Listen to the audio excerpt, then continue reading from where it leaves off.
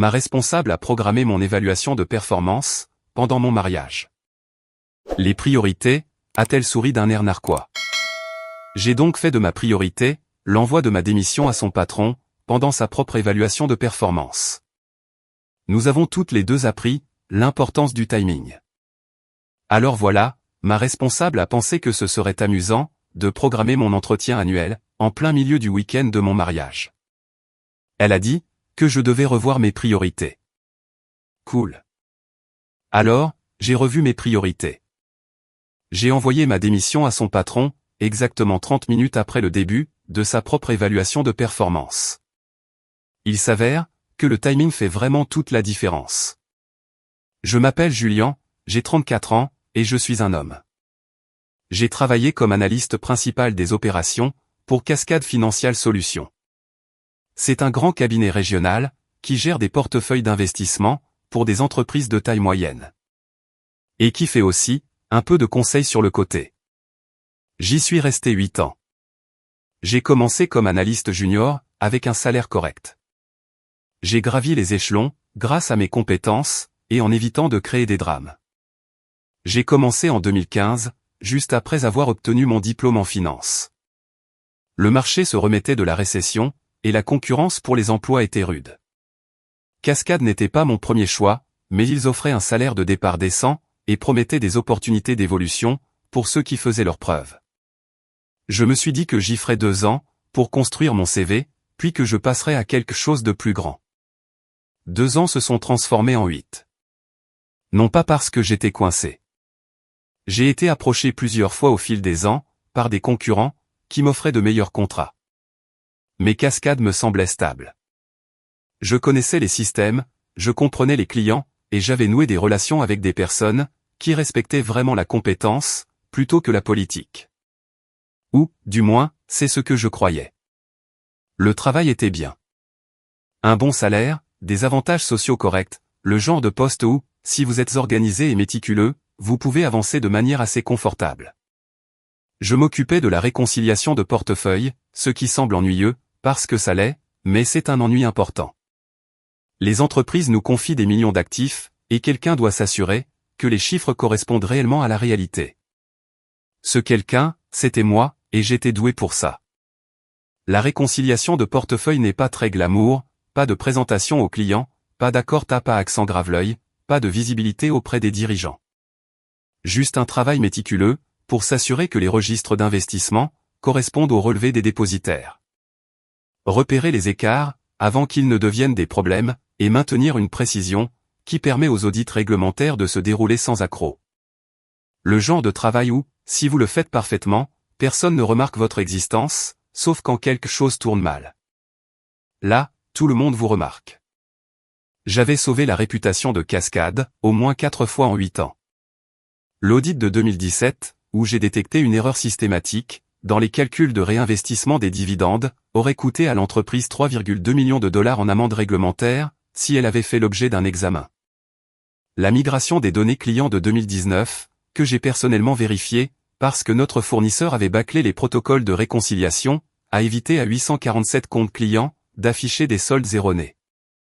La mise à jour du système en 2020, où j'ai fait des semaines de 73 heures, pour tester les protocoles d'intégration, car personne d'autre ne comprenait comment nos anciennes plateformes se connectaient à la nouvelle infrastructure. À chaque fois, j'ai réglé le problème discrètement, j'ai tout documenté, et je me suis assuré que la direction sache ce qui s'était passé, et comment je l'avais résolu. J'ai reçu des remerciements, j'ai touché de bonnes primes, et on m'a dit que j'étais inestimable pour les opérations. Mais, on ne m'a jamais promu à un poste de direction. Ma responsable était une femme nommée Patricia. La cinquantaine, 23 ans d'ancienneté dans l'entreprise, le genre de personne qui transformait le management intermédiaire en un sport de compétition. Et pas dans le bon sens du terme. Elle s'était hissée à la force du poignet, au poste de directrice des opérations, et dépensait la majeure partie de son énergie à protéger son territoire, au lieu de gérer réellement les gens. Patricia a fait ses armes chez Cascade dans les années 1990, quand l'entreprise était plus petite, et que le mérite comptait moins que l'endurance. Elle avait survécu à 3 restructurations, 2 changements de propriétaires, et 5 dirigeants différents. La survie était devenue sa compétence principale.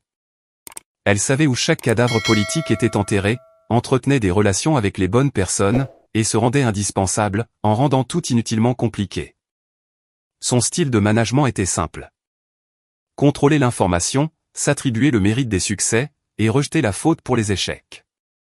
Elle dirigeait des réunions d'équipe mensuelles, où elle passait 45 minutes, à parler d'initiatives stratégiques qui ne se concrétisaient jamais, et 15 minutes, à demander des mises à jour sur l'avancement, qu'elle ignorait de toute façon.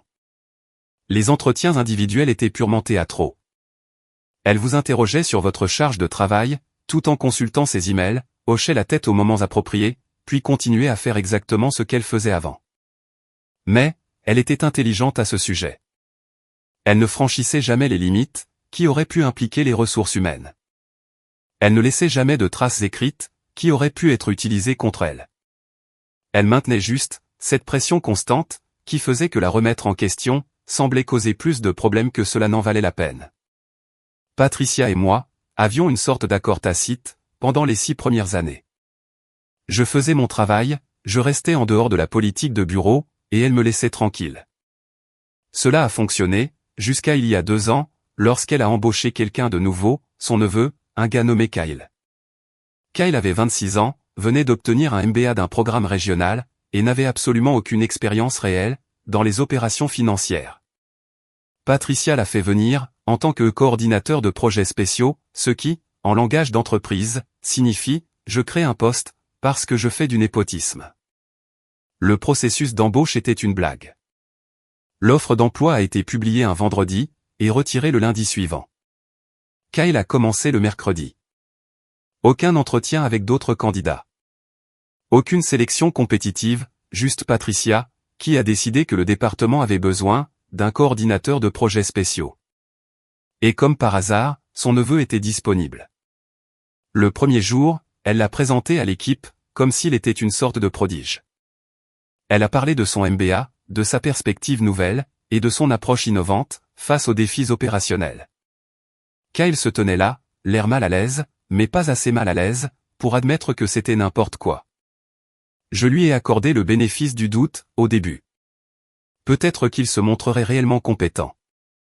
Peut-être que Patricia le cantonnerait, à de vrais projets spéciaux, qui n'auraient pas d'impact sur le vrai travail.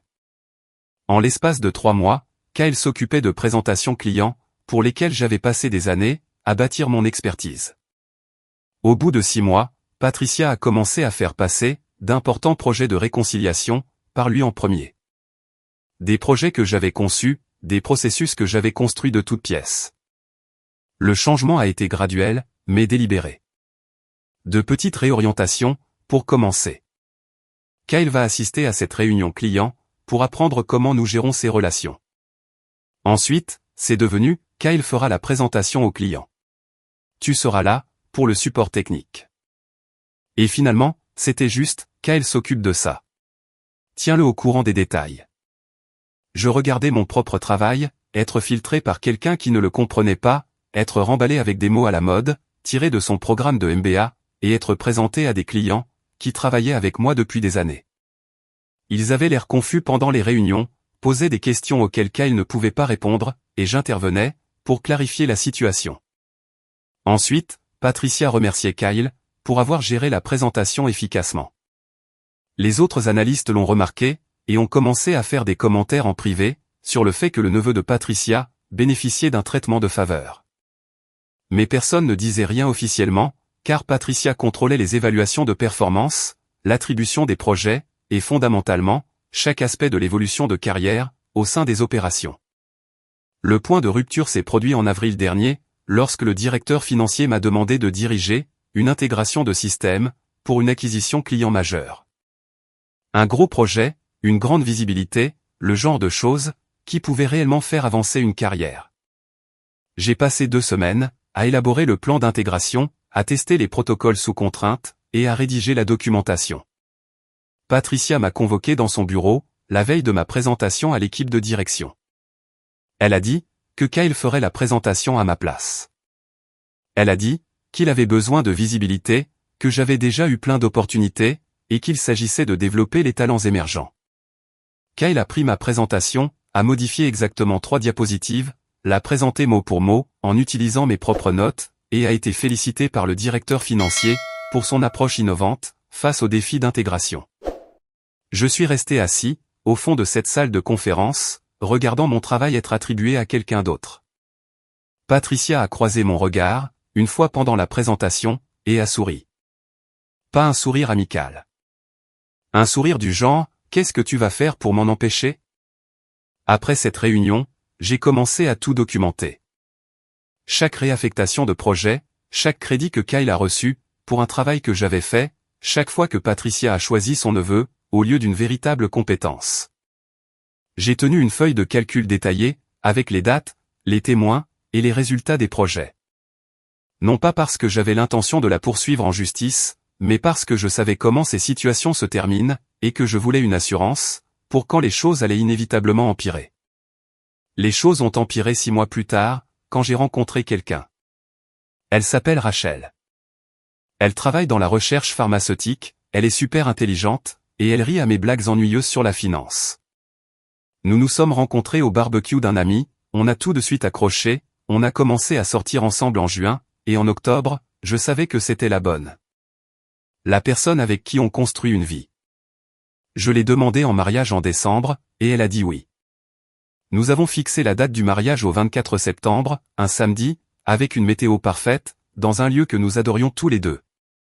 Nous avons envoyé les invitations, en janvier. J'ai annoncé mes fiançailles à Patricia en février, lors d'un entretien individuel de routine. Elle m'a félicité, semblait sincère, et m'a même demandé de voir des photos du lieu. Je les lui ai montrées. Elle a fait les commentaires appropriés, sur la beauté de l'endroit. Je lui ai donné la date officielle du mariage, en mars. Elle l'a noté sur son calendrier. Elle m'a dit, qu'elle s'assurerait que j'ai aussi ce vendredi de libre. Pour faire un long week-end. Je l'ai remercié. J'ai pensé que nous avions peut-être franchi un cap. Eh bien, non. Le mois de juin est arrivé. La saison des évaluations de performance. Chaque analyste est évalué 2 fois par an. En janvier et en juin. Un rituel d'entreprise standard, où votre manager vous dit des choses, que vous savez déjà, sur vos performances. Vous hochez la tête, vous signez de la paperasse, et tout le monde passe à autre chose. Mon évaluation était programmée pour le 14 juin, c'était normal. L'assistante de Patricia a envoyé l'invitation sur le calendrier. Je l'ai acceptée, et j'ai préparé mon auto-évaluation, comme d'habitude. Puis, le mois de juillet est arrivé. Patricia m'a convoqué dans son bureau le 12 juillet, un vendredi après-midi, à 16h30. Cela aurait dû être mon premier avertissement. Rien de bon n'arrive, à 16h30 un vendredi.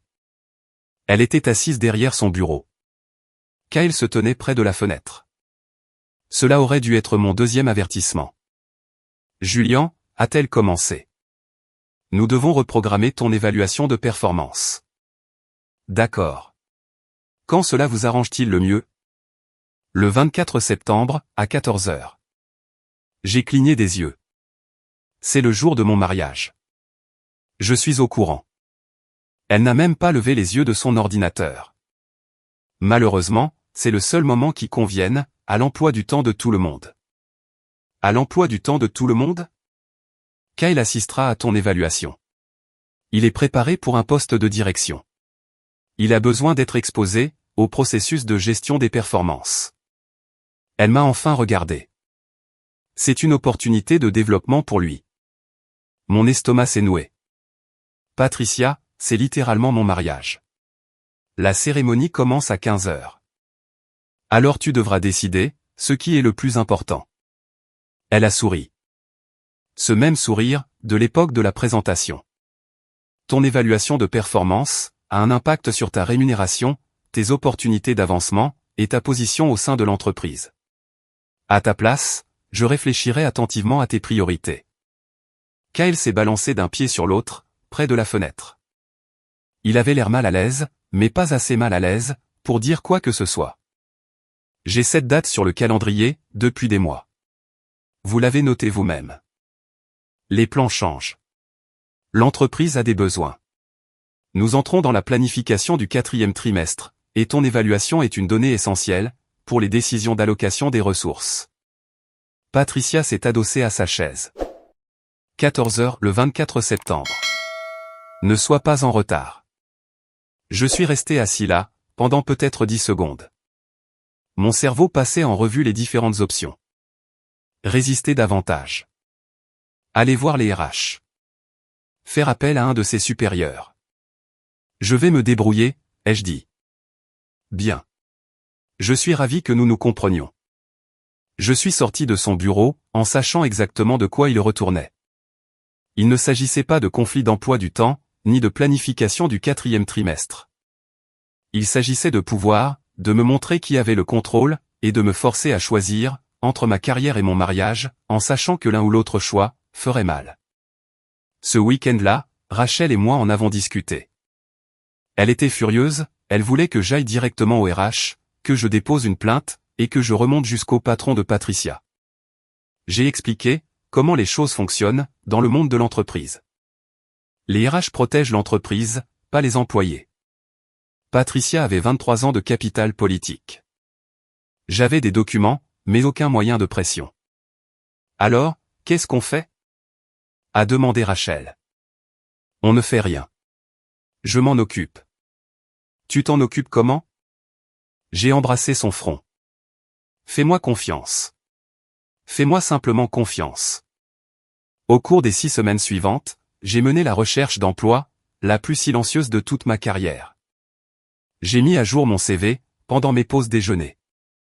J'ai passé des entretiens téléphoniques depuis ma voiture, et depuis des parkings situés à 3 villes de là. J'ai rencontré des recruteurs dans des cafés, où personne de Cascade n'irait jamais. Cette recherche d'emploi nécessitait une précision militaire. Je ne pouvais utiliser, ni mon ordinateur professionnel, ni mon téléphone, pour quoi que ce soit. Je ne pouvais laisser personne au bureau, savoir que je cherchais. J'ai programmé des entretiens, pendant des rendez-vous médicaux, et des urgences familiales, qui étaient suffisamment vagues, pour ne pas soulever de questions. Je n'ai prévenu absolument personne, au travail. Le premier recruteur à qui j'ai parlé, était sceptique, quand je lui ai expliqué ma situation.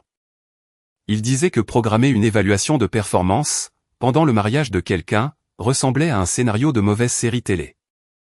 Mais, quand je lui ai envoyé la documentation, les emails de Patricia, les invitations du calendrier, et les rappels, son ton a changé. C'est en fait très utile, m'a-t-il dit. Ça prouve que vous savez fixer des limites. Les entreprises veulent des personnes capables de tourner le dos à des situations toxiques. Il m'a mis en contact avec 3 opportunités.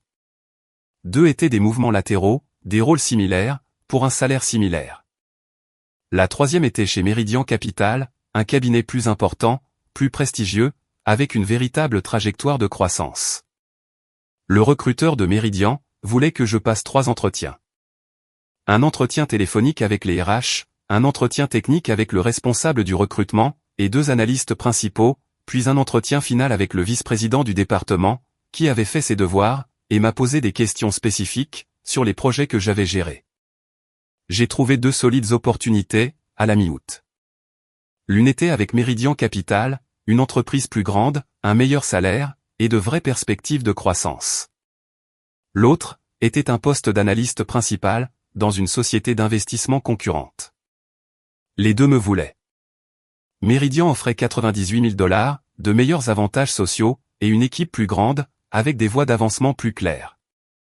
Le recruteur a mentionné qu'ils élargissaient leur division des opérations, et cherchaient des personnes, pour potentiellement évoluer vers des postes de direction. J'ai accepté l'offre de Meridian, le 28 août. Date de début, le 2 octobre.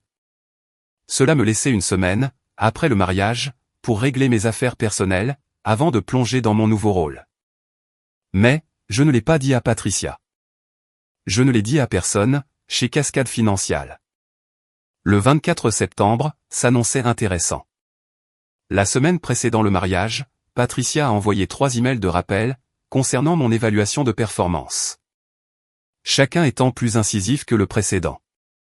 Le 17 septembre, rappel, ton évaluation de performance est programmée, pour le samedi 24 septembre à 14 h. Merci de venir préparer, avec ton auto-évaluation et les documents à l'appui. Le 20 septembre, je n'ai pas encore reçu ton auto-évaluation. Elle est requise 48 heures avant ton évaluation. Merci de la soumettre immédiatement. Le 22 septembre, Julian, ton évaluation de performance a lieu dans 2 jours. Toute absence sera notée dans ton dossier, comme un refus de t'engager, dans le processus de gestion des performances. Cela pourrait impacter ta position, au sein de l'entreprise. Chaque email mettait Kyle en copie, bien évidemment. J'ai répondu à l'email du 22 septembre, à 23h47. Bien reçu. Nous serons là. Rachel regardait par-dessus mon épaule, pendant que je tapais. Tu y vas vraiment? Non, mais elle pense que j'y vais. C'est quoi le plan? Tu verras. Ne t'en fais pas pour ça. Concentre-toi juste, sur le fait de profiter de notre mariage. Elle a serré ma main. Tu es terrifiant, quand tu es calme comme ça. J'ai appris de la meilleure. Je l'ai embrassée. Ça va être très drôle. Le 24 septembre est arrivé, avec une météo parfaite. Un ciel dégagé, 22 degrés, une légère brise. Le lieu était incroyable. Une cérémonie en plein air dans les jardins, une salle de réception avec des baies vitrées du sol au plafond, tout ce que nous voulions. Le domaine était une propriété historique, à environ 40 minutes de Portland. Nous avions visité 8 endroits différents, avant de le trouver. Rachel était immédiatement tombée amoureuse des jardins. Des roses, des hortensias, des allées en pierre, serpentant à travers des sections paysagées, qui semblaient tout droit sorties d'un conte de fées. La salle de réception avait ses immenses fenêtres, donnant sur un petit lac. Des vues parfaites, pour le coucher du soleil. La location du domaine nous a coûté 8700 $, mais cela valait chaque centime. Nous préparions cette journée, depuis 9 mois. Chaque détail avait été soigneusement sélectionné. Les fleurs, le plan de table, la musique, le menu. Rachel avait des feuilles de calcul, pour tout suivre. J'avais géré la coordination des prestataires, et la gestion du planning. À nous deux, nous avions créé quelque chose de parfait. La famille de Rachel est arrivée vers midi. Ses parents sont montés depuis Eugène, avec ses 2 sœurs. Sa grand-mère a pris l'avion depuis l'Arizona, des cousins venaient de Seattle. Environ 30 personnes de son côté, et tous étaient sincèrement heureux d'être là. Son père m'a pris à part à son arrivée, et m'a serré la main avec force. Tu rends ma fille heureuse, m'a-t-il dit. C'est tout ce que j'ai besoin de savoir sur toi. Je prévois de continuer à la rendre heureuse, pour les 60 prochaines années. C'est un homme bien. Ma famille est arrivée, 30 minutes plus tard. Mes parents, ma petite sœur, et une poignée de cousins. Un groupe plus petit, mais des gens bien. Ma mère pleurait déjà, avant même que la cérémonie ne commence. Mon père avait l'air mal à l'aise dans son costume, mais fier. Ma sœur a aidé la famille de Rachel, avec les derniers détails de l'installation. Tout le monde était heureux, excité, parfaitement habillé. Le photographe circulait déjà, pour immortaliser les instants précédant la cérémonie. La sœur de Rachel essayait d'épingler des fleurs dans ses cheveux. Les garçons d'honneur ajustaient leurs cravates, et faisaient des blagues stupides. Les demoiselles d'honneur riaient de je ne sais quoi. Le chaos normal d'un mariage. J'ai vérifié mon téléphone, à 13h30. Pile à l'heure. Patricia avait envoyé un autre email, à 13h15. Où es-tu? Ton évaluation commence dans 45 minutes. Je n'ai pas répondu. J'ai mis mon téléphone sur silencieux. Je suis allé trouver Rachel. Elle était dans la suite nuptiale, avec ses sœurs. Sa robe était parfaite. Son maquillage, impeccable. Elle était absolument radieuse. Elle m'a vu, et son visage s'est illuminé. Et, tu n'es pas censé me voir, avant la cérémonie. Les règles traditionnelles, ne s'appliquent pas aujourd'hui. J'ai sorti mon téléphone. J'ai besoin que tu fasses quelque chose pour moi. Quoi donc? À 14h30 précise, j'ai besoin que tu envoies un texto, sur mon téléphone. Peu importe ce que tu écris. Envoie juste quelque chose. Elle avait l'air perplexe, mais a hoché la tête. D'accord. Mais pourquoi? Tu comprendras plus tard. C'est promis. Je suis retourné à l'extérieur. Mon témoin, un ami de la fac nommé Trevor, rassemblait les garçons d'honneur pour les photos. Il a vu mon visage, et a haussé un sourcil. Ça va? Jamais été aussi bien. Tu as l'air de préparer un mauvais coup. Je vais juste me marier aujourd'hui. C'est ça le plan. La cérémonie a commencé, à 15h tapantes. Debout devant l'autel, regardant Rachel marcher dans l'allée, je n'ai ressenti que de la paix. C'était juste. C'était ça, qui comptait. Pas les évaluations de performance, ni la politique d'entreprise, ni le fait de donner des leçons, à des cadres intermédiaires qui avaient atteint leur apogée il y a 20 ans. L'officiant était l'oncle de Rachel, un professeur à la retraite, qui s'était fait ordonner, spécifiquement pour célébrer notre mariage. Il avait travaillé avec nous, pour écrire des vœux qui avaient vraiment un sens, au lieu de promesses génériques. Quand il m'a demandé, si je prenais Rachel pour épouse, je n'ai pas hésité. Oui, je le veux. Quand il a posé la question à Rachel, elle m'a souri, les larmes aux yeux. Oui, absolument. Nous avons échangé nos vœux, et nos alliances, de simples anneaux en platine, que nous avions choisis ensemble. Nous nous sommes embrassés, sous les acclamations de tout le monde. Puis, nous avons remonté l'allée, en tant que mari et femme, sous les applaudissements et les flashs des appareils photo. Mon téléphone est resté silencieux dans la poche de ma veste, exactement là où je le voulais. La ligne de réception a duré 40 minutes, à serrer des parents dans nos bras, à remercier les gens d'être venus, et à accepter les félicitations. Les emails de Patricia s'accumulaient quelque part dans le cyberespace. Je m'en fichais. Cette journée était dédiée à Rachel et à moi.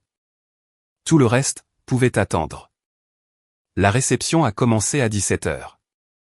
Pendant le cocktail, j'ai enfin vérifié mes messages. Cet email de Patricia. Les eurodatages montraient qu'ils avaient commencé à devenir frénétiques, vers 14h15. 14h14, Julian, où es-tu? 14h31, c'est totalement inacceptable. Tu es en train de rater ton évaluation de performance. 14h47, je documente ceci, comme un refus de participer aux activités obligatoires de gestion des performances.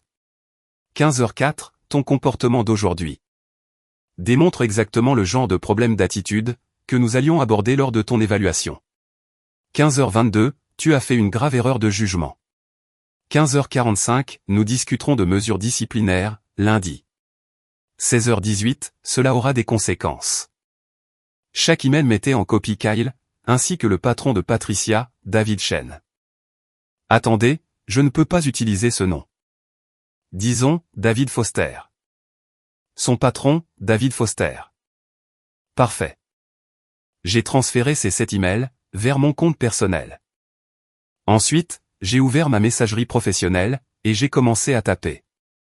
Ma lettre de démission m'a pris exactement 8 minutes à écrire. Courte, professionnelle, et dévastatrice. Cher David Foster, veuillez accepter la présente, comme ma démission officielle de Cascade Financial Solutions, avec effet immédiat. Après 8 ans passés au sein de l'entreprise, j'ai accepté un poste de direction, chez Meridian Capital. Mon dernier jour sera le 24 septembre 2023. Je tiens tout particulièrement à remercier Patricia Williams, pour m'avoir aidé à clarifier mes priorités. Sa décision, de programmer mon évaluation de performance, pendant la cérémonie de mon mariage, a démontré très exactement, le genre d'approche managériale qui m'a fait comprendre qu'il était temps de partir.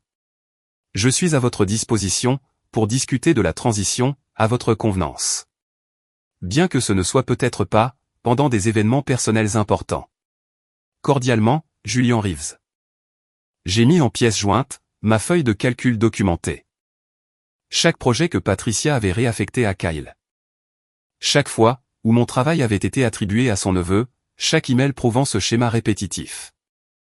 8 années de dossiers méticuleux, montrant exactement, comment les opérations avaient été gérées, sous sa direction. J'ai programmé l'envoi de l'email, pour 18h30. Pourquoi 18h30 précisément? Parce que j'avais consulté le calendrier de l'entreprise, avant le mariage. La propre évaluation de performance de Patricia, avec David Foster, était programmée à 18h. Une session standard d'1 heure. Ma démission allait atterrir, exactement 30 minutes après le début de son évaluation. Pile au moment, où David serait en train de discuter, de son efficacité en tant que leader, de son approche en matière de développement d'équipe et de sa philosophie de management. Le timing fait vraiment toute la différence. Rachel m'a trouvé pendant le dîner. Ça va? Tu n'arrêtes pas de regarder ton téléphone. J'attends juste quelque chose. Ça ne devrait plus tarder. C'est à propos de Patricia. Oui, mais ne t'en fais pas pour ça. Profite de ton dîner. Va danser avec ton père. Je te raconterai tout plus tard. À 18h31, mon téléphone a vibré. Un email de l'assistante de David Foster. Démission bien reçue. Monsieur Foster souhaiterait vous parler, lundi matin. Puis, plus rien pendant 10 minutes. Ensuite, mon téléphone a explosé. Un texto de Patricia, appelle-moi immédiatement. Un email de Patricia, nous devons discuter de ta démission. Un email de David Foster, Julian, j'ai bien reçu votre démission, et les documents joints. Pouvons-nous programmer un appel? Un nouveau texto de Patricia, c'est totalement inapproprié. Un email de l'assistante de Patricia, Patricia demande, si tu peux passer au bureau demain. J'ai répondu uniquement à David Foster. Heureux de discuter de la transition, dès lundi. Merci pour vos félicitations, pour mon mariage. J'ai remis mon téléphone sur silencieux, je suis retourné à la réception, j'ai dansé avec Rachel, j'ai fait la fête avec notre famille et nos amis, et j'ai passé la meilleure soirée de ma vie, pendant que Patricia passait vraisemblablement la pire soirée de sa carrière. Le lundi matin est arrivé, avec une grande clarté d'esprit. Je me suis réveillé dans une suite d'hôtel, avec ma femme. Ma femme, ça faisait toujours un effet incroyable à dire. Et j'ai consulté mes emails, en buvant le café du service d'étage. L'hôtel était dans le centre de Portland. Un bel endroit, que Rachel et moi nous étions offerts, pour la nuit de noces et le lendemain matin. Le service d'étage a monté le petit déjeuner vers 8 heures. Des œufs, du bacon, des toasts, des fruits frais. Un café, qui était en fait plutôt bon, pour du café d'hôtel. Nous avons mangé lentement, profitant du calme, avant que la réalité ne revienne au galop. David Foster avait envoyé un message, à 7h04. Julian, passez à mon bureau à 9h. Juste vous et moi. Je suis arrivé au bureau à 8h55. L'assistante de David avait l'air mal à l'aise en me voyant. Il vous attend. Vous pouvez entrer. David Foster avait 58 ans, dont 26 passés chez Cascade Financial. Il avait gravi les échelons, d'analyste à vice-président senior des opérations. Un type intelligent, juste, qui ne jouait pas à des jeux politiques. Ce qui était probablement la raison, pour laquelle Patricia avait réussi à opérer sous ses radars, pendant si longtemps. Son bureau était à l'étage de la direction, un espace d'angle, avec des fenêtres donnant sur le centre-ville. Il gardait les choses simples. Un bureau fonctionnel, des chaises confortables pour les réunions, des murs couverts de certifications de l'industrie, et de photos des jalons de l'entreprise. Le genre d'espace qui disait, je travaille ici, plutôt que, regardez comme je suis important. Julian, asseyez-vous. Je me suis assis. C'était une sacrée lettre de démission. Elle m'a semblé appropriée, compte tenu des circonstances. Il a allumé son écran d'ordinateur, et l'a tourné pour que je puisse voir, ma feuille de calcul documentée, ouverte sur l'onglet résumé. Chaque projet réaffecté, était surligné en jaune. Chaque attribution de mérite à Kyle, était surlignée en rouge. 8 années de schéma répétitif. Impossible à balayer, comme une simple coïncidence. J'ai passé la majeure partie de mon dimanche, à examiner tout ça. J'ai appelé 3 autres analystes, et je leur ai demandé de vérifier, certains des projets que vous avez listés. Il s'est adossé à son fauteuil. Ils ont tout confirmé. 2 d'entre eux m'ont même demandé si je faisais enfin quelque chose à propos des méthodes de management de Patricia. Apparemment, elle fait ça depuis un moment. David a fermé l'ordinateur portable. L'évaluation de Patricia ne s'est pas bien passée. Le timing de votre démission a été particulièrement instructif. Cela m'a aidé à comprendre un certain contexte qui m'échappait, concernant son efficacité en tant que dirigeante. Il a fait une pause, et a pris un dossier sur son bureau. Après que votre démission soit arrivée samedi soir, j'ai sorti les évaluations de performance de Patricia, des 5 dernières années. J'ai regardé les taux de rotation du personnel, au sein des opérations, par rapport aux autres départements. J'ai trouvé des tendances très préoccupantes. Comme le fait que les opérations aient connu un taux de rotation de 34% au cours des 3 dernières années. La moyenne de l'entreprise est de 18%. La plupart des départs concernent des personnes ayant 3 à 7 ans d'expérience. Exactement la tranche où il serait candidat à une promotion vers des postes de direction. Il a ouvert le dossier. Les entretiens de départ citent un manque d'opportunités de croissance, du favoritisme dans l'attribution des projets, et, je cite, des critères d'évaluation flous. Cela correspond à ce que j'ai vu. Et cela correspond aussi à ce à quoi j'aurais dû prêter attention, il y a 2 ans. David semblait sincèrement frustré contre lui-même. Je suis à 3 niveaux hiérarchiques, des opérations quotidiennes. Je compte sur des directeurs comme Patricia, pour gérer leurs équipes efficacement. Quand il y a du turnover, on me donne des explications édulcorées, sur les conditions du marché, ou sur le fait que les employés recherchent de nouveaux défis. Je n'ai jamais creusé plus loin. On vous donnait des informations filtrées. Il est difficile de repérer des schémas, qu'on vous cache sciemment. Ça reste ma responsabilité. Je suis le vice-président senior. J'aurais dû poser des questions plus difficiles. Il a sorti un autre document. Ce matin, j'ai demandé au RH de sortir toutes les évaluations de performance que Patricia a menées au cours des 4 dernières années. Il y a une tendance très claire. Les analystes, qui travaillent directement sur ces priorités, obtiennent systématiquement de meilleures notes. Les analystes, qui remettent en question ces décisions, ou font preuve d'indépendance, sont pénalisés pour des choses ambiguës, comme des problèmes d'attitude, ou une résistance au retour. Kyle a toujours eu les meilleures notes. Les évaluations de Kyle sont dithyrambiques. Selon les analyses de Patricia, c'est l'analyste le plus talentueux qu'elle ait jamais géré. Un leader né, un penseur innovant, prêt pour une promotion immédiate. David m'a regardé. Vous connaissez ses véritables performances, mieux que quiconque. Est-ce que cela correspond à la réalité? Kyle est compétent pour des tâches de base, quand on lui donne des instructions claires. Mais mettez-le dans une situation ambiguë, qui nécessite du jugement, et il panique. Je l'ai vu bloqué, sur des problèmes qu'un analyste de 2e année, devrait gérer sans effort. C'est bien ce que je soupçonnais. Mais Patricia le positionnait comme son successeur, en plaidant pour la création d'un poste de directeur associé, spécialement pour lui. David a refermé le dossier. Voici où nous en sommes. Je ne peux pas vous retenir. Vous avez accepté un autre poste. Et honnêtement, après le coup que Patricia vous a fait, avec votre mariage, je ne m'attendrai pas à ce que vous restiez.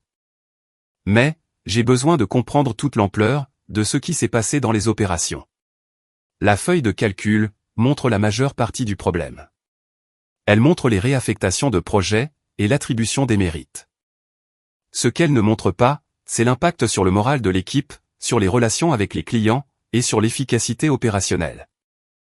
Il s'est penché en avant. J'ai besoin que vous m'expliquiez tout ça. Une conversation totalement franche. Sans aucune conséquence. J'ai passé 2 heures à tout lui déballer. Comment le népotisme de Patricia avait détruit la confiance au sein de l'équipe. Comment l'incompétence de Kyle avait créé de véritables problèmes avec les clients, que d'autres analystes devaient réparer en silence. Comment les meilleurs éléments du département passaient des entretiens ailleurs, parce qu'ils voyaient les mêmes schémas que moi. Je lui ai donné des exemples précis. Le compte Morrison, où Kyle avait présenté aux clients des données de réconciliation incorrectes, lors d'une revue trimestrielle.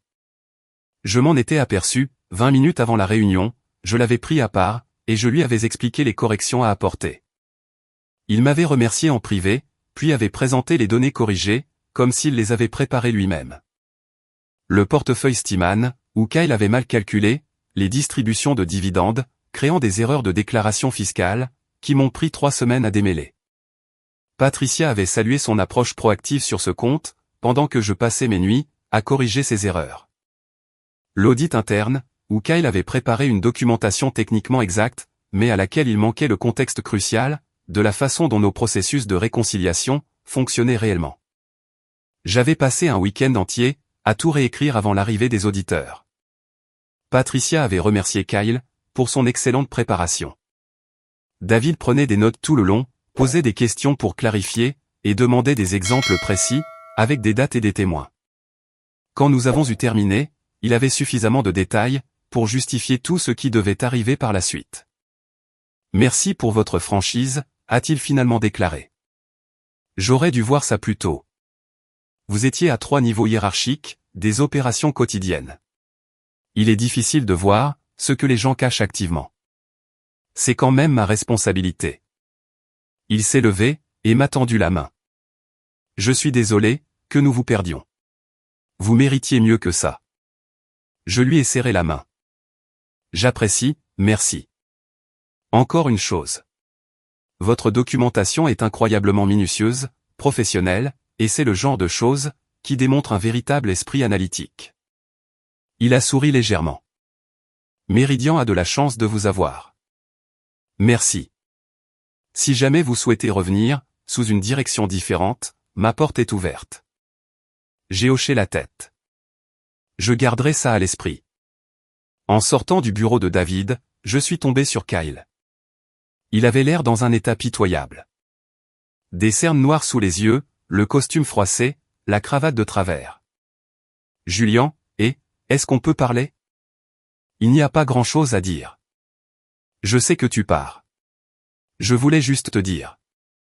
Il s'est arrêté, a regardé autour de lui, et a baissé la voix. Ma tante est en train de paniquer. Elle pense que tu essaies de la faire virer.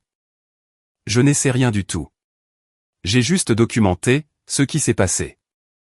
Elle ne voulait pas vraiment programmer ton évaluation pendant ton mariage. C'était une erreur de bonne foi. Je l'ai regardé fixement. Kyle, elle m'a dit en face que c'était une question de priorité. Elle a dit que je devais choisir entre ma carrière et mon mariage. Ce n'était pas une erreur. C'était un jeu de pouvoir. Il a changé de pied, mal à l'aise. Elle est vraiment très stressée, en ce moment. Peut-être que tu pourrais parler à David.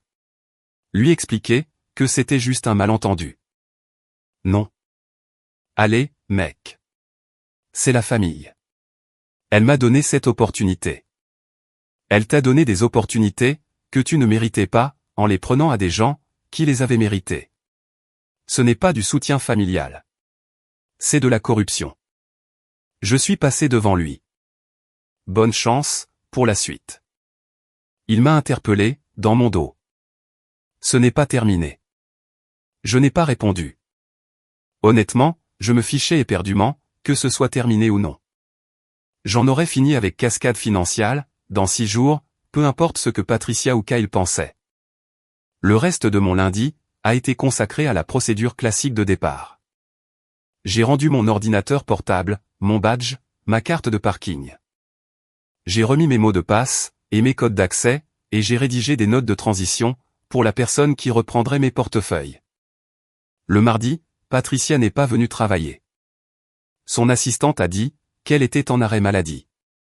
Le mercredi aussi. Le jeudi, j'ai entendu dire par les bruits de couloir qu'elle avait été placée en congé administratif, dans l'attente d'une enquête sur ses pratiques de management. Le vendredi était mon dernier jour. Quelques analystes m'ont emmené déjeuner, m'ont demandé où j'allais, et m'ont dit que cela leur manquerait, de travailler avec moi.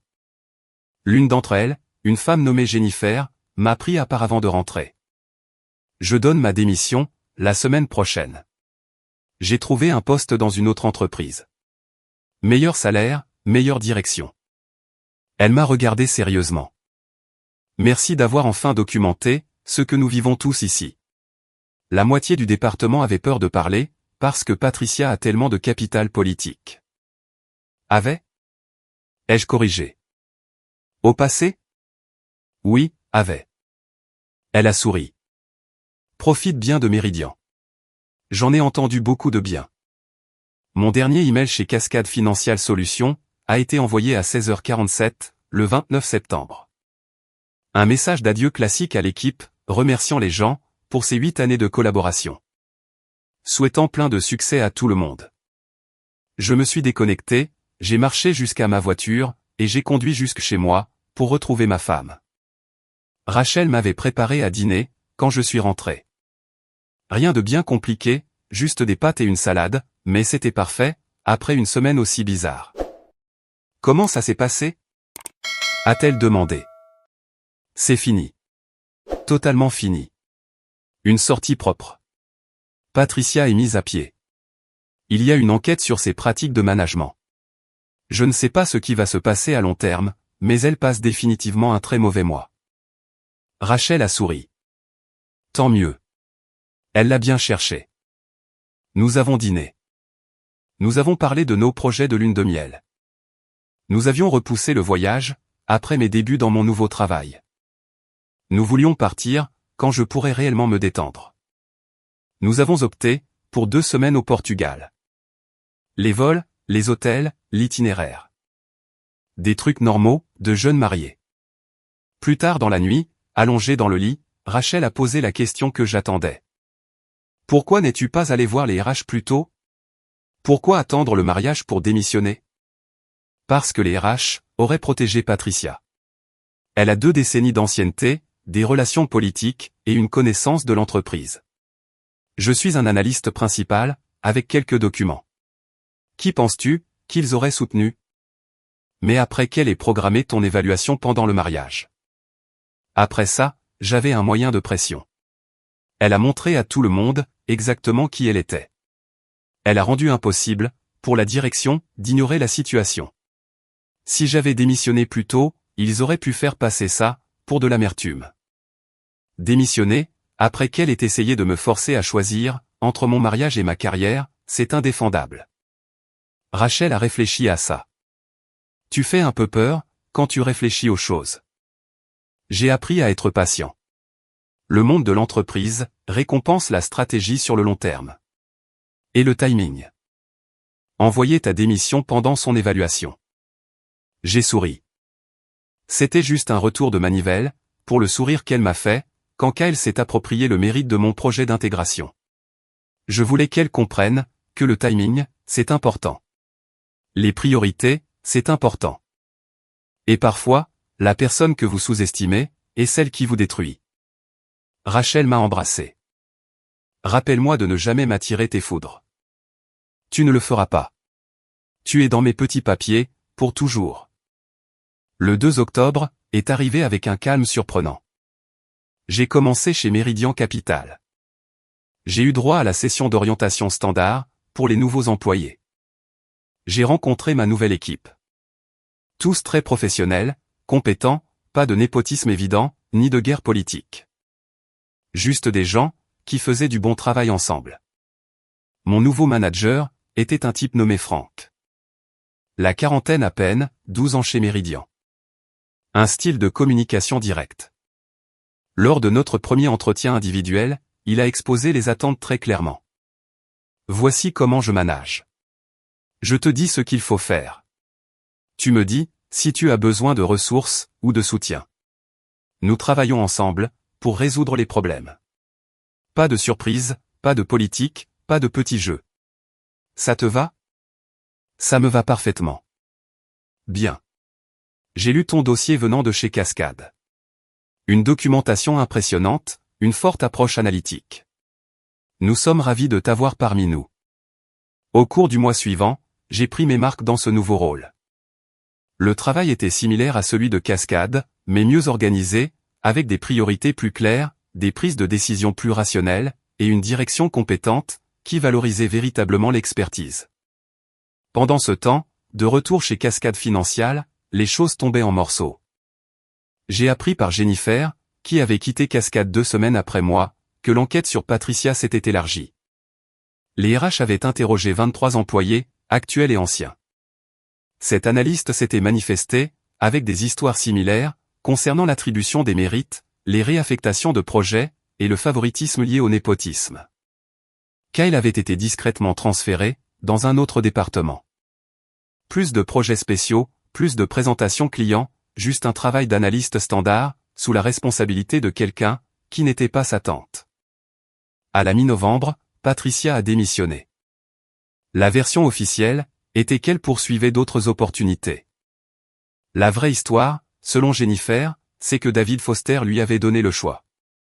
Démissionner avec des indemnités de départ, ou être licenciée pour faute grave, une fois l'enquête conclue. Elle a choisi la démission. 3 mois plus tard, j'ai reçu un message de Kyle, sur LinkedIn.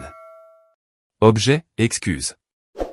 Julian, je sais que tu ne veux probablement pas entendre parler de moi, mais je voulais m'excuser, pour la façon dont tout s'est passé chez Cascade. Ma tante m'avait convaincu, que je méritais ces opportunités, et que j'étais préparé, pour devenir un leader. Je n'ai réalisé, qu'après son départ, à quel point son favoritisme, avait causé des dégâts. Je travaille sous une nouvelle direction maintenant. C'est une bonne leçon d'humilité.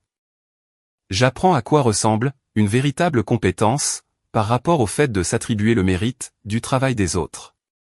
Tu avais raison sur toute la ligne. Je suis désolé de ne pas l'avoir vu plus tôt. Kyle. Je l'ai lu 2 fois, j'ai pensé à répondre, et j'ai décidé que ça n'en valait pas la peine. Ses excuses étaient pour lui, pas pour moi. Une catharsis pour sa propre culpabilité, pas une véritable réparation. J'ai supprimé le message, et je suis passé à autre chose. Le mois de décembre a apporté des promotions chez Meridian. Le cycle d'évaluation annuel standard. Franck m'a convoqué dans son bureau le 18 décembre, exactement 11 semaines après mes débuts. Tu as déjà apporté des contributions significatives. Un travail analytique solide, d'excellentes relations avec les clients, de très bonnes pratiques de documentation. Il a fait glisser un dossier sur son bureau. Nous te promouvons, au poste d'analyste principal. Une augmentation de 22%, un portefeuille élargi, et un parcours de développement du leadership. J'ai ouvert le dossier. Tout ce qu'il venait de dire, était écrit noir sur blanc, avec effet au 1er janvier. C'est basé sur le mérite, a continué Franck. Ton travail, tes contributions, pas la politique, ni l'ancienneté, rien d'autre que les performances. J'apprécie vraiment. Tu as aussi mentionné, que ta femme travaille dans la recherche pharmaceutique. Meridian est en train de s'étendre, dans la gestion de portefeuilles de soins de santé. Si le conseil l'intéresse, nous avons des projets, qui pourraient bénéficier de son expertise. Rachel avait mentionné, qu'elle voulait faire plus de conseils. Un revenu supplémentaire, un emploi du temps flexible, et la chance d'appliquer ses connaissances en recherche, de manière différente. Je lui en parlerai. Aucune pression, je voulais juste vous faire part, de cette connexion possible. Ce soir-là, j'ai parlé à Rachel de la promotion, et de l'opportunité de conseil. Elle était très enthousiaste pour les deux. Tu as réussi, a-t-elle dit. Tu es sorti de cet environnement toxique, tu as atterri dans un endroit meilleur, et tu as été promu en 3 mois. C'est incroyable. Ça a aidé, que Patricia m'ait fourni l'histoire de départ parfaite. Difficile pour de nouveaux employeurs, de ne pas respecter quelqu'un, qui a démissionné parce que son patron, a programmé une évaluation de performance, pendant son mariage. Rachel a ri. Tu t'es vraiment servi de ça, pendant les entretiens? Pourquoi pas? C'est la vérité. Ça montre, que j'ai des limites.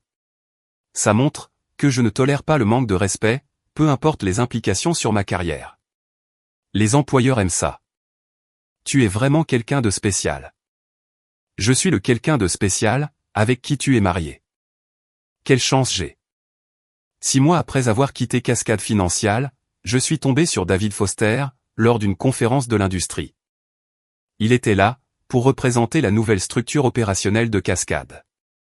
J'étais là, pour présenter les innovations, en matière de réconciliation de portefeuille, que Meridian avait mises en place.